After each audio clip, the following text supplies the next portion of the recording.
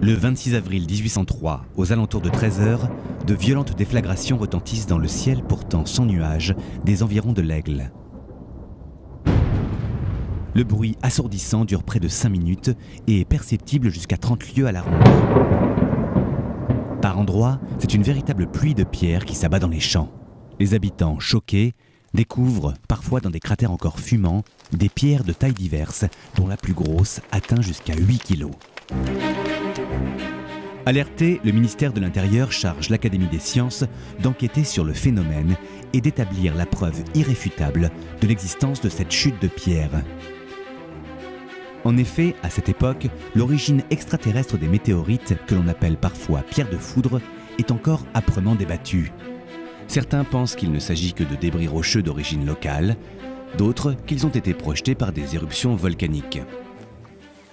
2 mois plus tard, c'est un astronome et physicien de l'Académie des sciences qui est envoyé dans la région de l'Aigle pour mener l'enquête. Il s'agit du citoyen Jean-Baptiste Biot. Le jeune académicien arpente ainsi les chemins de la région afin de réunir les éléments qui lui permettront d'établir scientifiquement l'origine céleste des météorites. La méthode rigoureuse qu'il développe s'appuie sur 2 registres, l'un moral et l'autre physique. Sur ce point, il compare notamment la composition de ces pierres prétendument tombées du ciel avec les minéraux que l'on trouve d'ordinaire dans la région et prouve ainsi leur parfaite singularité. Pour réunir les preuves dites morales, Jean-Baptiste Biot va aller à la rencontre d'un très grand nombre de témoins d'origines sociales diverses.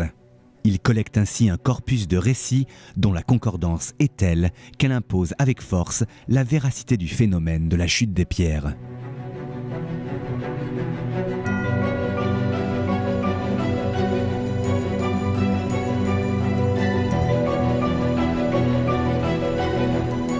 Le rapport qu'il rédige et qu'il présentera le 17 juillet à l'Académie est un modèle de rigueur scientifique. Il établit avec précision le champ de dispersion des milliers de fragments de la météorite et conclut de manière irrécusable à leur origine extraterrestre. La météorite de l'Aigle devient ainsi la première pierre du monde à être reconnue scientifiquement comme telle. Si l'essentiel est conservé au Muséum d'histoire naturelle de Paris, l'un de ces fragments est aujourd'hui visible au musée de l'Aigle.